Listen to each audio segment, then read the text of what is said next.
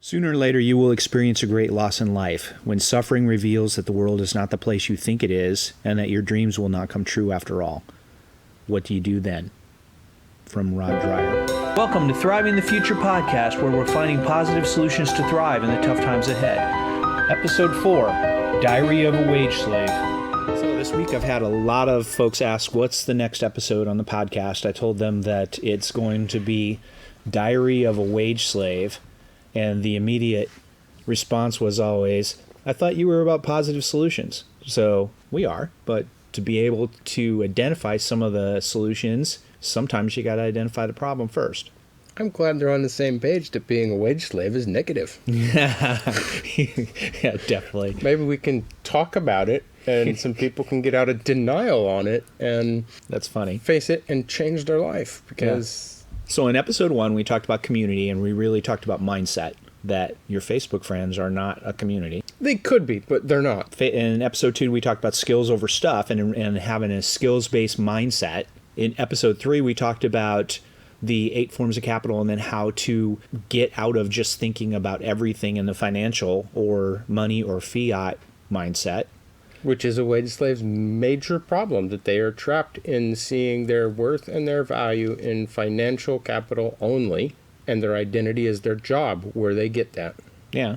So example, that's a good point. So example, if you're in, and when I say you, I'm talking about all of us. I'm talking about collective we. I'm not because we have this problem as well, yeah. Right? Right. We just see it and know we need to get out of it. Right. So if you're in a social setting, and, you know, you're at church, you're at a school function, you're at something like that, within 5 minutes, some dude will ask you, hey, what do you do? And why do they do that? Because we get our identity from our job, and it's also a way of doing a little bit of pecking order. But one of the problems with that is if you're unemployed, and I've been unemployed several times because I was an IT contractor, and you're brought on for a project, you don't know how long that project's going to be. Recruiter lies to you and tells you it's going to be a long time, and then you have to find another job in when that project's over because they roll you off. So there's quite a bit of turmoil or unemployment periods in there, and you don't even want to go to church or anything because somebody's going to ask you, hey, what do you do? Or they're going to, if they don't know you, or they're going to say, hey, how's it going? And then if you say you're unemployed, you've got the stink of failure on you.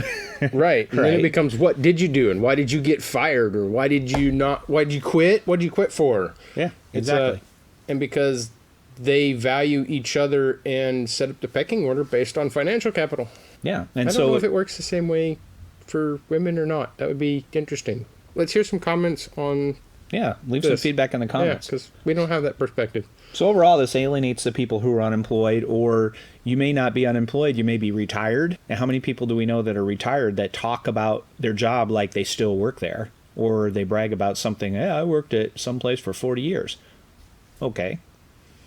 Well, that's partially, one, the identity coming from their job. Mm-hmm. And so they're still connected to that, but it also comes from all those people not willing to see anything but their job, and so they need to still prove that just because I'm retired doesn't mean I'm dead, and I've still got something of value and some contribution to your life. It's inevitable. Some people are going to get sick, and if you can't work or whatever else, then that's even worse. There's some dark night of the soul going on there. So what other points are typical with a wage slave? What are some of the other mindsets or limiting factors on them? Well, it's even beyond the job and the identity with the job, because you're not even really a slave to your job. Somebody's going to say, well, I'm not a slave. I can quit. They can fire me. I'm not a slave.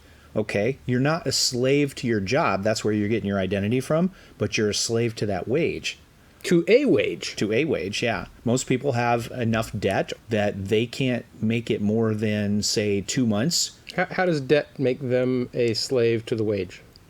Because you got to keep having that wage come in. And usually at the same amount of consumption that you had before. One of the problems with being unemployed, for example, is that unemployment pays less. Most places, if you go to find another job, you most likely will not start over where you were at, especially if you're like a union worker or something like that. You may be able to leverage the union and do that, but you'll lose your seniority and may have to start at a lower rate. So all of those come into play, and then that figures into that your credit card payment, your house payment, your car payment. Exactly. So everywhere else it's extended you some credit. So that's what we mean by being a wage slave. And let's be honest here. Let's treat this like AA. I'm Scott. Hi, I'm Scott. I'm a wage slave. Hey Scott, how you doing? Right? Right. Yeah. Yeah. So you have limited option because you have this debt that you have to meet. And so it's even more funny with going back to the identity thing. If I go to, say I'm doing a homesteading thing. So I go to a homesteading function or meetup or whatever else, and somebody says, hey, what do you do? Well, nothing I do in my job relates to this at all. So it's kind of funny to be asked what you do. You know, what is your career? What is your? It's not what you do. It's what is your career. We changed the word, right? The phrase around to mean something else. And even worse. What do you do? I homestead. I collect eggs from the chicken coop. Right. Those are things I do. But even careers there's even a deeper meaning to that. So the HR sites now are called the career site. Even the McDonald's site. There's a sign out in front of the McDonald's that says, "Come have a career at McDonald's." And there's nothing wrong with working at McDonald's, but working at McDonald's is not a career. It's a job. It's not going to get you out of that debt loop, you mean? Yeah. and everything else. So, and that's why, what are some of the other things that characterize a wage slave or constrict or... The main thing that we're seeing is that their opportunities are limited. Mm-hmm. Due, one, to debt, and two, to the identity problem. They don't know how to identify themselves. And I think that creates a scarcity mindset. And when your identity is your job, then to move up in society, you have to get a better job. So even if you're happy, let's say you're happy being the low-level tech support person, right? Mm-hmm. But you have to move up. Sure.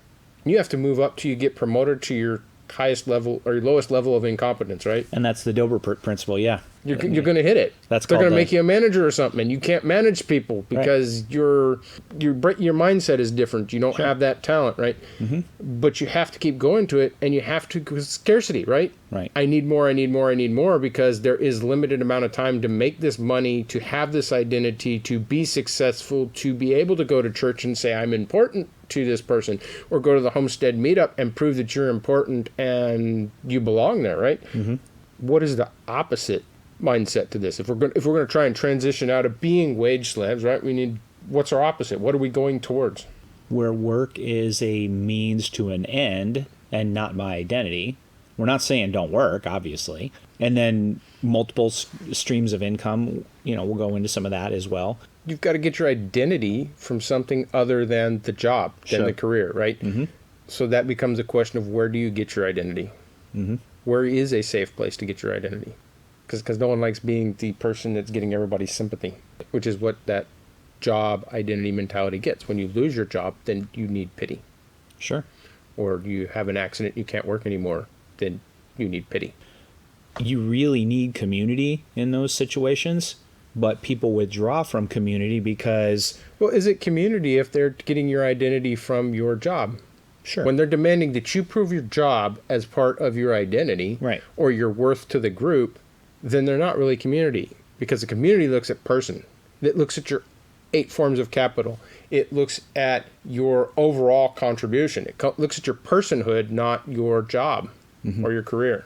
Yeah, definitely. So identity has to come from your personhood. So why are we really talking about this? This is where the rubber meets the road. So take an example. We've got a friend. His name's Will. Yep. And he's going through this situation. Big time, yeah. Yeah. So we're talking to him, and he's in the same boat. He's saying, so what do I do? Right. What is exactly his situation? He knows he's a wage slave, or he's lost his job, right? He doesn't really see that he's a wage slave yet. Not yet. He's dealing with, I've lost my job due to some health concerns that mean he can't continue to do that job because it's too high stress. Right. That level of IT work is too stressful. But he has the debt, and he has to deal with it. Sure. And he can't just go get another job that pays that rate. So he's got hard, but he doesn't see it that way. He's looking for the job, and he feels like he's lost his identity in some ways. You can just kind of hear it in what he says, right? Sure. And it's not like he can go and just jump on another job because of his health issues, right? which is just another set of bills, which is more stress. If we were going to address this with Will, or help Will through this process, or get him to the point where he's acknowledging he's a wage slave, how do we approach that? What do we say to him? What do we do with him? How are we going to help him here? Well, it's somewhat difficult because I'm still learning the same things. What's the most helpful thing you have done that helps you acknowledge that, oh, I'm a wage slave. I am tied to this career identity. Yeah, to get away from the identifying yourself with your job. And one of the things that really helped with that was most of IT right now is contract. And when you're contract and you know you're going to roll off, and in some cases you're an hourly worker most of the time, you work, you get paid, you don't work, you don't get paid, and you may be on a 3-month, 6-month, 1-year project, you know that it's always hanging over your head that you're going to roll off at some point. So there's always a tension there. That remarkably takes it farther because it's harder to have pride in the role you have. I'm still an IT guy, whatever, right? But you don't get your identity from that specific job. So it's not like, yeah, I work at XYZ company, because nobody cares. That's because you're going to be moving in 6 months. Yeah, and that's temporary. So it's already a little bit down the road towards the disconnection from that identity with the job and that dependence on the job and everything else. And it's a little bit more anxiety. And then it takes it into more of the prepping mindset, because that's usually the first place somebody goes. Right. I've got to cover the lull. The 3 months, the 2 weeks, whatever till the next job. Yeah. Right. So that's helped divorce you from the identity problem. But the only problem is it also puts you into an extreme anxiety portion, and then it also puts you into prepper mindset. What do I do? I'm not doing anything for the next 6 months because this is going on. And then, now I'm going to start eating my preps, or I'm going to go out and I'm going to prep. I'm going to buy. So what's moved you beyond just severing that identity thing to that you have a wage slave problem? Was there a question you asked yourself? What was the process? Or you don't know yet? It's just helped you see the problem. Well, it's incremental, right? Right. So not identifying myself with that particular job, starting to look for other income streams. How are we going to get Will to get over this identity to the job problem, right? Right. Because that's the transition we're really trying to focus on at the moment, is how are we going to help Will move beyond that?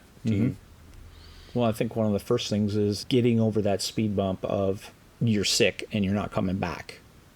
Right. It's not that I'm out for 6 months, I'm out for 3 months, and now I'm going to find another job.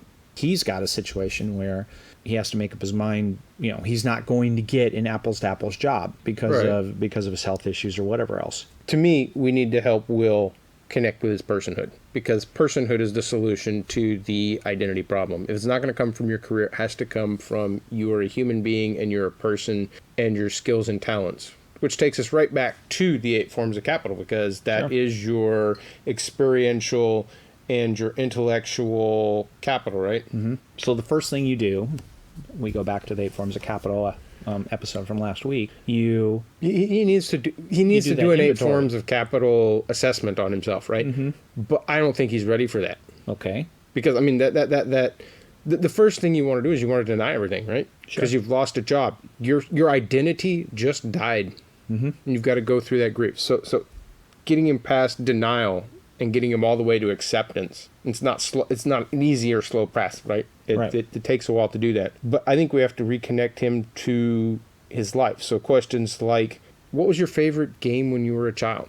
Connect back. What did you want to be when you grew up, when you were a kid? Mm-hmm. What was your childhood like? What was those kind of questions help a person go back and say, I am something. I was something before I was this job. I was something before I was valedictorian, or I was something before I was majoring in technology at college, right? To reconnect with that so that they can rebuild up. So those kind of questions. Can you think of something else that helps connect you with your identity as a person? A lot of people made that trade-off at some point for, like you said, they moved up into management even though they hated it, and even though they weren't good at it. In Proverbs it says, you've given your best days to others. Yeah. Right? And there's an Orthodox prayer that says that we've wasted our days in vanity, right? What's vanity there, though? It's how other people Self-pride. see you. Yeah. Which is a wage slave's problem. One of the reasons they move up is they need to, one, be accepted, but they also need the bigger house and the bigger car. Right. And that's a vanity thing. That ties in great. And you'd have the same thing if you were nearing retirement. What do I want to do? I think it comes back to in our local group, right? We have a weekly Telegram call. Sure. I think one of the best questions we asked was, what is your perfect day like? Describe your perfect day. Some of us knew immediately what that was. Some of us didn't.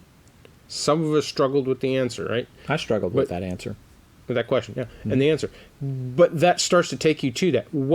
Because when you say, what would you do if you had no time? You pull out that laundry list, like, I'm going to fix the doorknob. Good point. And I'm going to oil the lock. And I'm going to fix a ceiling fan. And I'm going to plant the garden. And I'm going to do all these honeydews fix the dog's that my wife's been dog bothering house about. and stop the drip. And right? It's because if you don't have a job, that's what you're going to do, right? Because that long list needs to go away. But it doesn't connect you with your personhood. Sure. But what's your perfect day? For some people, it's sitting in a tree stand watching a deer or watching for the deer. Some people, it's out fishing. Some people, but they design that perfect day. What is the perfect day? What's your perfect day like? Yeah, see, I struggled with that. Number one, because our call is on Monday night and my brain is on work and I didn't understand the context of what you were asking. Yeah, and, to me, it was my perfect day is literally, I don't think I said this, but my perfect day was not getting yelled at work. Right. Right. But we've had a couple months in between. Yeah, Have you rethought about any of that, or would you? Oh yeah, if I had, I think I actually came around later or in a follow-up conversation. Yeah, because we've asked it several different ways. Yeah, the perfect situation for me. I'd really like to have a tree nursery. I'd really like doing this.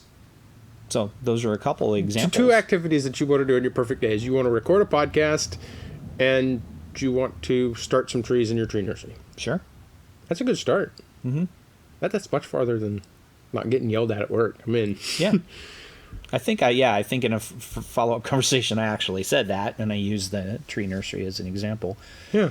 So, but at the same time, in the back of my head is that voice going, "You can't make any money doing that." But it's not about it. How are you going to pay for your? But it's not about that. It's about answering that question. What do you do? So you can now say, "I am a tree nurseryman and a podcaster." Sure. That'll throw people for a loop. And when they say, "How does that make you money?" You say, "That's not the point. You asked who I am." Right? That redirects them.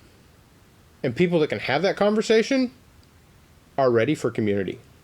People that can't, they're still trapped in who's got the biggest car, who's got the highest salary, who's got the prettiest wife, who's got the most well-behaved children, who's, whatever, right? So, we're going to help Will through what his perfect day is. But that question always stumps people. I mean, that's why we've asked several variations in our group call. And this is a great one for group conversations. Sure.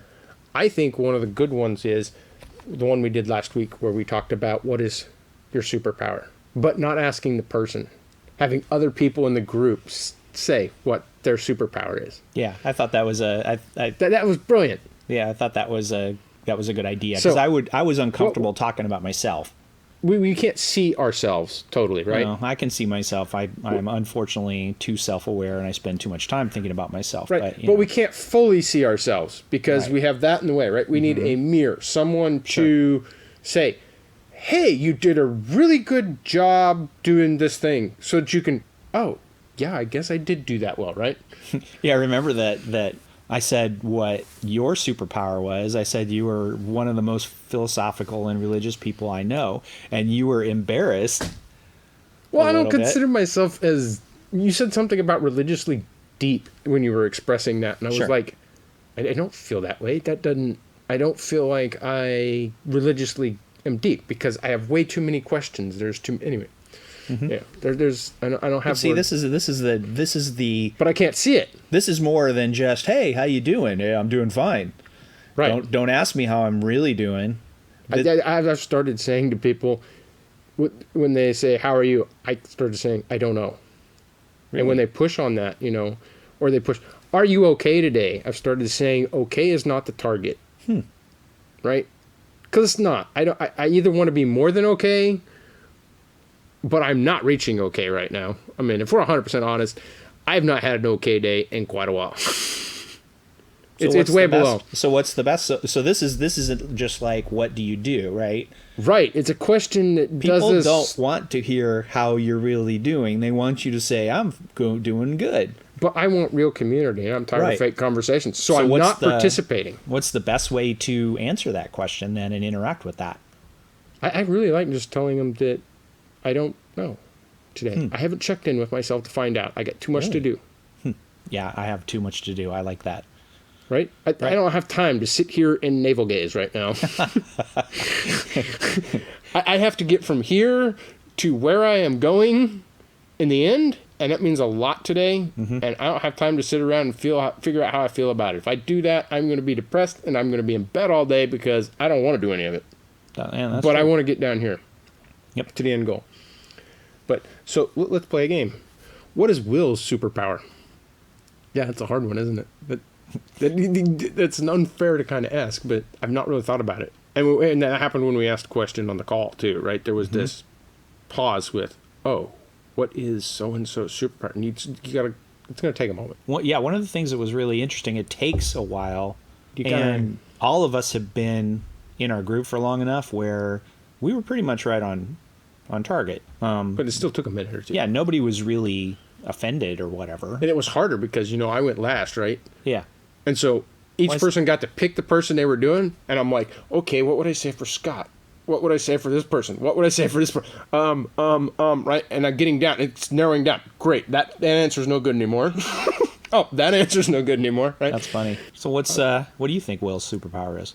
I think Will's superpower is he cares. And he does a really good job of protecting people, but I think he tries to control too much. That's a trap for protectors, right? They try and micromanage every detail, and he's lost that. I think we need to get him to reconnect with protecting people is not keeping them 100% safe. It's letting them risk. But he's good at that, and he has a big heart. Now, plus, we'll also go into future episodes. One of the challenges that Will has is that his wife is not on board.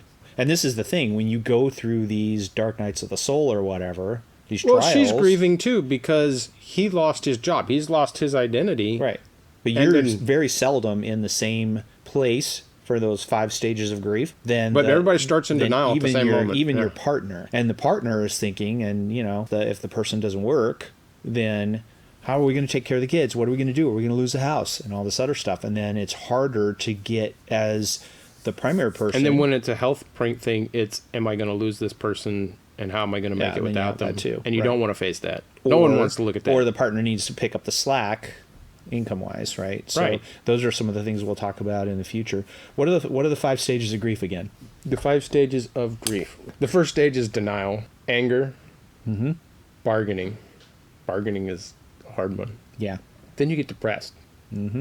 Because you've faced the situation, you've stopped trying to bargain with it, and you get to acceptance. And when you get to acceptance is when you can start getting the solutions. So what's acceptance means? Because that's the most difficult one to understand. So we've heard one of our friends has said that acceptance means that it doesn't bother you anymore.